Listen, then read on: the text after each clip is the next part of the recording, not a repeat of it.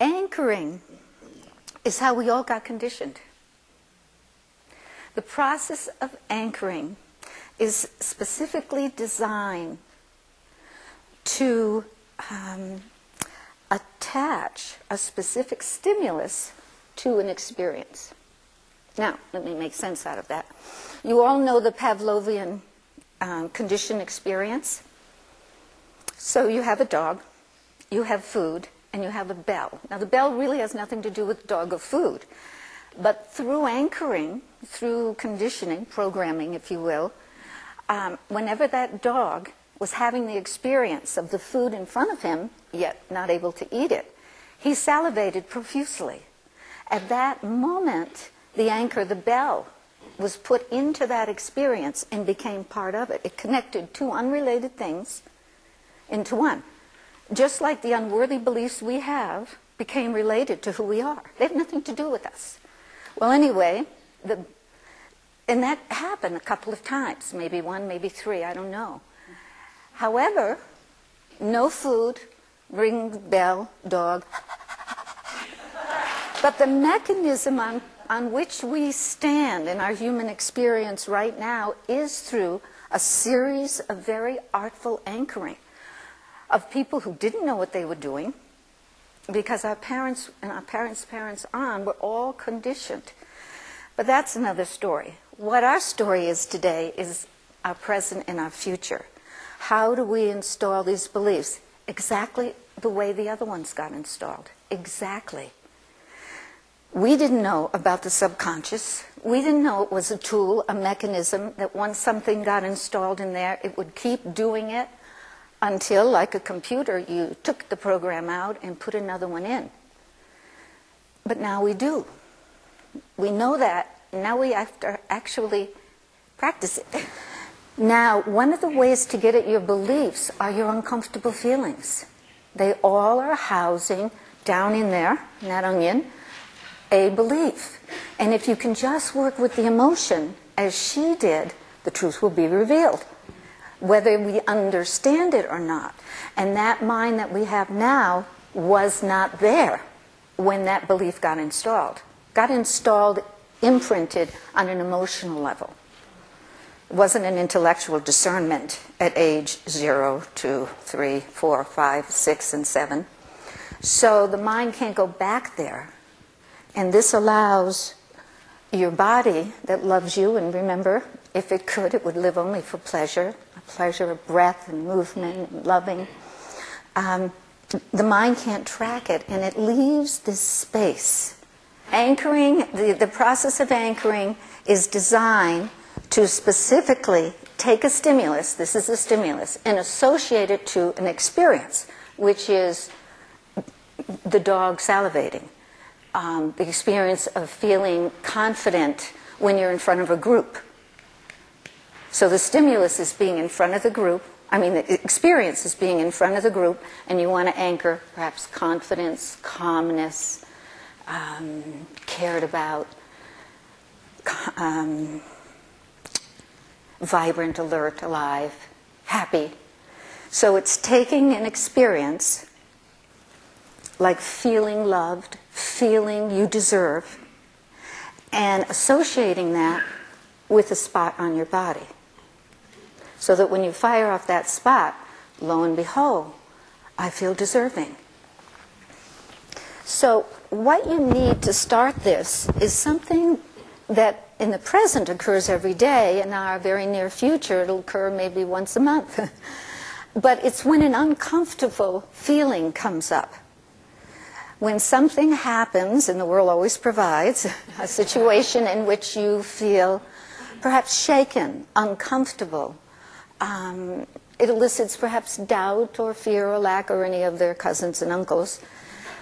This is a time to use this technique, because under all those relatives is the belief, crowded in with the furniture.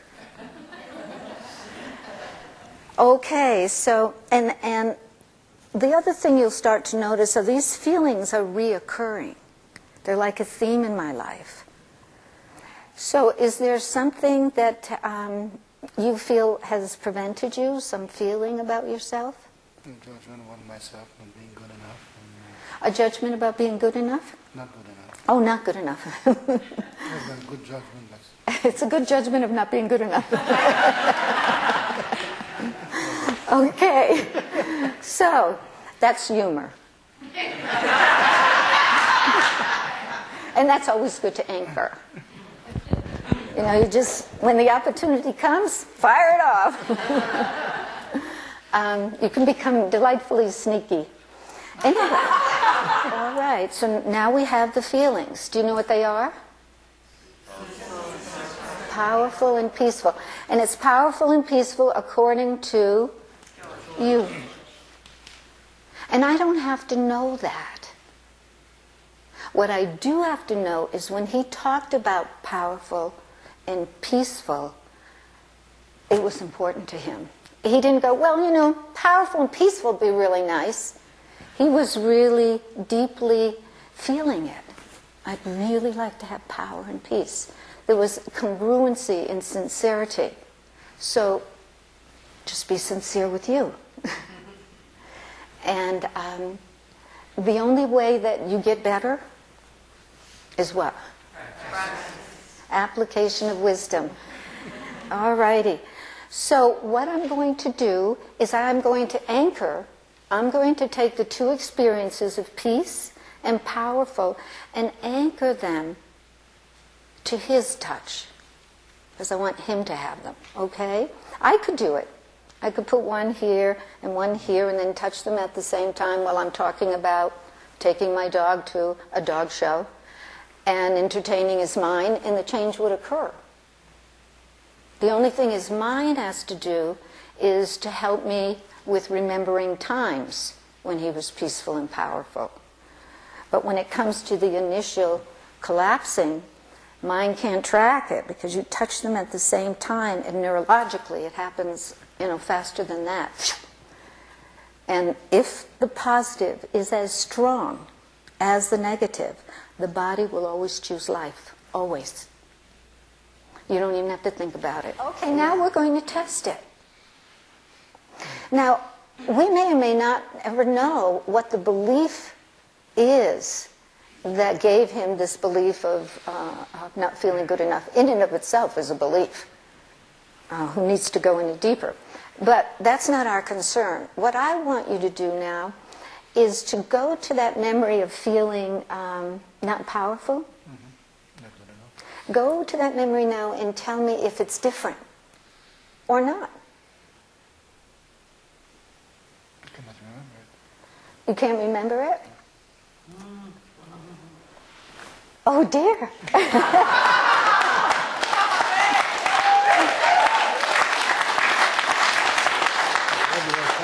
While you were talking, I was trying to remember it.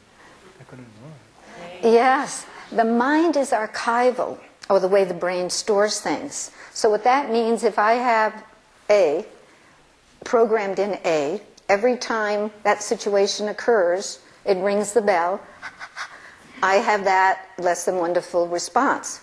When you reprogram it, which is what we did now, you put B in. So then when the bell rings, it doesn't go back to A.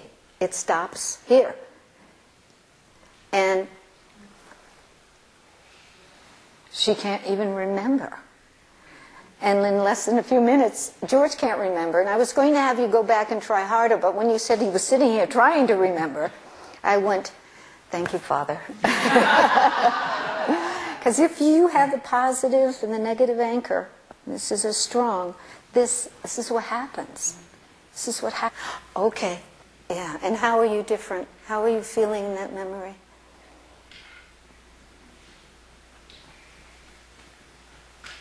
Just much love. Much. I love myself. Well, I'd say that's top drawer.